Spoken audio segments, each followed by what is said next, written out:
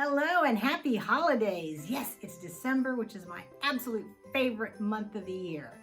It's a time of joy and happiness, but it's also a great time to reflect.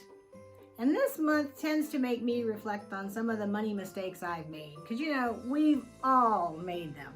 If you don't believe you've made money mistakes, you're not being honest with yourself. And that means those money mistakes are actually getting a little more power over you than if you just acknowledge them. Because our emotions, our feelings want to be acknowledged, and when we push them down, then when they come out in full force. And that's when all those little brain monkeys start talking, is when you're trying to ignore them. So be sure to acknowledge them. And I'm going to tell you some of my money mistakes and see if they match yours, or see if you've had something similar. And then I'm going to tell you the rest of the story. So come on, join me. In case we haven't met, I'm Dr. Beverly Wixon, former public school teacher turned money mindset mentor and coach. And I give tips on how to grow your wealth. So if you'd like to know more, make sure you subscribe up there. And if you want to know more about my story, there's a link right here to another video I did telling you how I became a money mindset mentor and coach after being a public school teacher. And I help people, mostly women, who want to grow financial freedom and security without working longer hours or working harder or working in a toxic environment. Because frankly, none of that is what you need to do. You deserve to live a rich life without taking on more debt, which often happens at this time of year, more stress, which also happens at this time of year, or more worry, which also happens at this time of year. You deserve to live a rich life filled with peace, joy, and happiness every day. You deserve to have money flow to you from multiple directions in various quantities all the time. You were put on this earth for a purpose, and part of that purpose is to enjoy the abundance that the universe offers. So I promise to tell you about some of my past money mistakes so that you know you're not alone, because so often that's what happens, is that we feel like we are completely alone in these mistakes and that we're the only ones who've ever made them. I know I did, and I know I'm not the only one who feels that way. I felt dumb, I felt stupid, I felt like I'm not good with money. There was a time I felt like I was going to have to work my entire life in what had become a very toxic environment.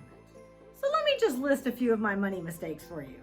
My very first teaching paycheck was stolen out of my car when I stopped at the post office and jumped out to get stamps at an outside machine that they had at that place. And I left my car unlocked because I was going 3 feet from my car. And the funny thing is, I never heard them get into my car. It was when I got back into my car that I noticed it. I noticed the door on the passenger side door was slightly ajar. So they were very quiet. They stole my wallet and my paycheck. So yes, I got the paycheck replaced, and I got my license and my social security card replaced, but it took a lot of effort to get all of that. And that meant I didn't have this paycheck that I was expecting for about another week, because in those days it was a paper paycheck that they had to reprint and mail to me. I once lost my IRS refund.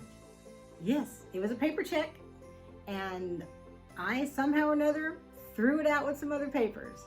So again, yes, I was able to get it replaced, but again, it took a lot of effort, a lot of phone calls, and even back then, you couldn't get through the IRS very easily, just like today. That's one thing that hasn't changed. I gifted people with expensive gifts and large donations on GoFundMe pages because I didn't want to appear cheap. Now, as I said, I was a teacher, and teachers don't have 401ks. We have 403Bs in Florida, probably everywhere in the nation, honestly. And I didn't fund mine until I was halfway through my teaching career. And even then, I didn't fund it very well. I think I started with $50 a month. And over the next 4 years, I increased that to about $100 a month, which was not much at all. And this was all pre-tax dollars. So it wasn't even costing me a full 50 or a full 100. It's costing me about half that. I just didn't think I could afford it. For years, I only paid the minimum on credit cards. Yeah, that's a big one. I bet you've done that too, haven't you? Or at least you know somebody who has, because I know I'm not the only one. I bought gift cards that I would forget to gift, and I received gift cards that I tucked away in a drawer and forgot that I had. The good thing is, most of them really don't expire, so you can still check on them and use them. I accepted more money each semester when I was working on my doctorate than I needed. And on top of that, I didn't pay attention to how the interest rate increased. Now, the funny thing is I had never had student loans before. Didn't have them for my undergrad or my master's. So I really didn't know anything about them when I started working on my doctorate. I took the financial aid employee's advice, and it was bad advice. And then, the pièce de résistance, I refinanced my house with less than 10 years left on my mortgage so that I could help my then boyfriend avert foreclosure. Yes. I added years to my mortgage. I added money to my monthly payment, all so I could help him avert foreclosure. And he lived in a duplex that he owned both sides. And it was all in one big mortgage. So he split it in half, and then I took out a mortgage for him to purchase the second half. So for rentals, which he was already renting it out, but this way it was a separate mortgage. And that way he could pay off his home. He told me that he would give me the monthly rent so that I could pay the excess on my mortgage. And sometimes he was hoping I could pay my whole mortgage. That never happened, not a single time. Not a single time. And of course, this definitely ended the relationship very soon after. Because not only was he doing that, he was taking money out of the LLC that we had created, out of the LLC's account, and he made the payments out of the rental. So that was at least a good thing. However, we kind of drifted apart. As I said, the relationship ended. We were civil, but we weren't really friends anymore even. But he was making the payments, so I didn't think anything about it. And then all of a sudden, he quit making payments, and I started getting phone calls.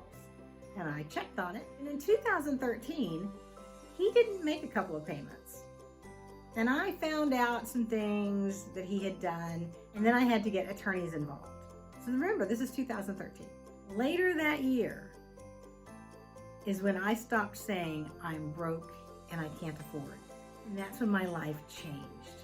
I mean, I'd paid all this money. I'd lost all these things. I had made all these horrible mistakes with money. And my brain was constantly telling me I was just no good at money. I was trusting the wrong people. I wasn't getting expert advice. I was trusting people who I knew didn't know how to handle money.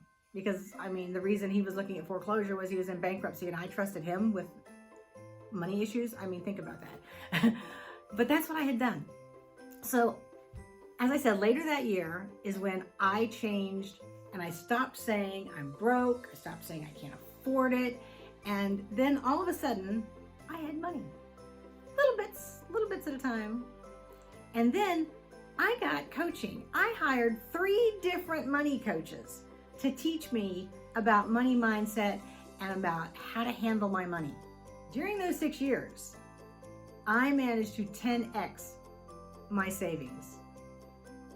In 2013, when all this stuff happened and I looked at my savings, that's when I feared I was going to have to teach for the rest of my life. But a short 6 years later, I was able to walk away feeling totally, completely, financially secure.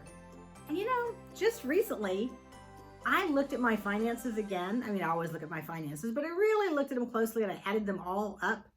And I realized in these short 4 years, not even 4 years actually, I have managed to nearly quadruple my savings and my net worth. So you see, it doesn't matter if you haven't started already. It's not too late.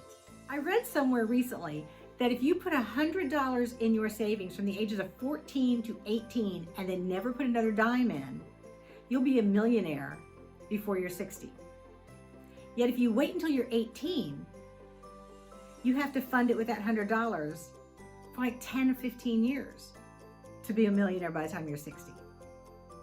And then it's even your late 60s. So the sooner you start is definitely better. Definitely.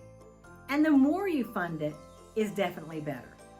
However, I am living proof that you can fund late and still reach your goals, that big goal. So if you haven't started yet and you're worried that you're never going to be able to, book a call with me. Let's talk. Let's see how I can help you. Because everybody deserves to be wealthy. Everybody deserves to be rich. Everybody can be a millionaire.